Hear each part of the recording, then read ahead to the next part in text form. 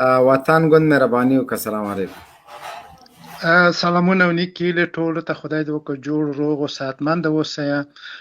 زه د قاري صاحب نه یو سوال لرم. سوال مې دغه و چې قاري صاحب محترم، په 2013 کال کې د طالبانو په واک کې دغه نوې لیزري سلا وه او د طالبانو د نظامی شورا دغه وخت د استعمال حق طالبانو ته نه ورکوله. کله چې تاسو د امریکایانو سره سوله وکړله، با دغونه د طالبانو نظامی شورا د دغه سلا د استعمال حق ورکړ. وطن ګوند یو کوشش دا کوه چې په حقایقو ولاړې خبرې کوه. هر وخت موږ په لایف خپرونه کې راخلو، بل خبرې څه کې دا خو نه خو ډېر مه وایه، صحیح شو؟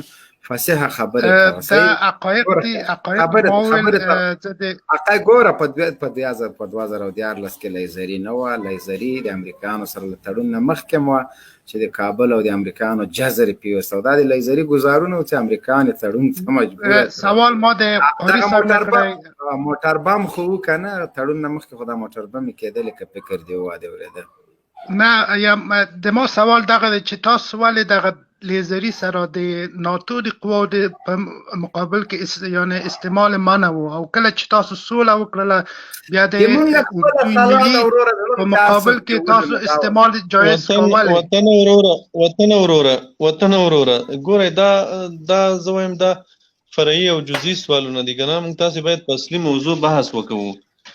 لیزري مې په امریکایانو نه استعمالولو، په ګوډاګیانو استعمالوم، په هغې مې توپک استعمالولو، په دوی لیزري استعمالوم، په هغې مې ټکټر بم استعمالولو، په دوی موټر بم استعمالوم، په هغې مې رکشه بم استعمالولو، په دوی چورلک بم استعمالوم. دا چورلک بم خو مو اوس اورېدلی ده، دا چورلک بم نوی تخنیک ده.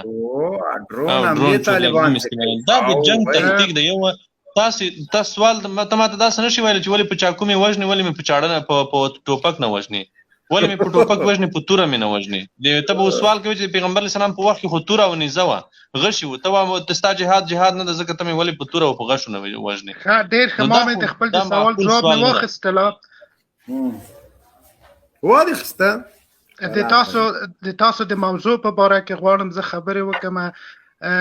ګورئ ډاکټر صاحب، نجیب په هغه وخت کې دولت دغه وخت د پنجابیانو ګوډاګۍ ته وسپارله او دغه غلطي وه، او د دو وخت دولت چې ده انشاءالله دغه غلطي نه کوي، او موږ به د آخره پورې د پنجاب د مزدورانو په مقابل کې مقاومت کوو. وطن صاحب دا غلطي که ده کړې وه هم کړې وه، او دا غلطي به بیا هم تکراریږي.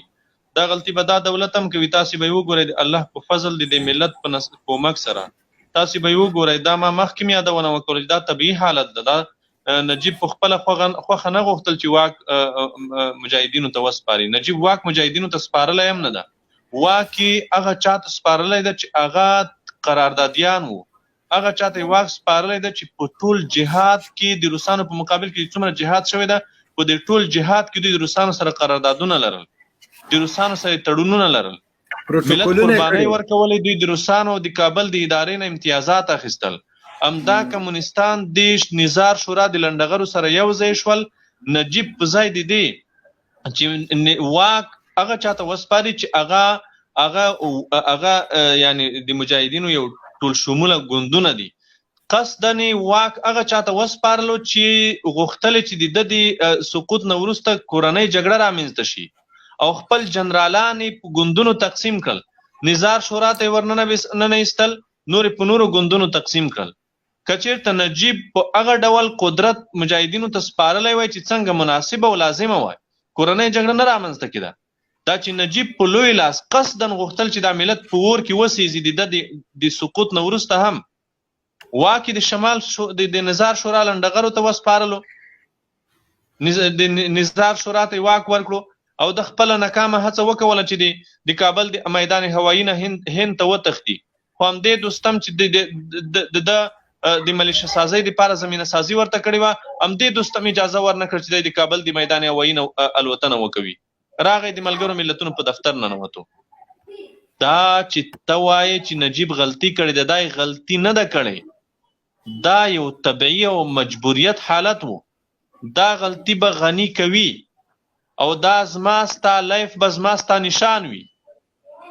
که چېرته زه نه وم، زه شهید شوی وم، دا مبین نه و، مبین شهید شوی، زموږ په دې ځای به بل یو مبارز راغلی وي، بیا به هغې سره هم دا خبره ته وکوي چې که دا خبره دروغ شوه، دا خبره واقعیت نه شوه، بیا د موږ خواته یوه لاړې راتوکه، د موږ قبر ته لاړې راتوکه.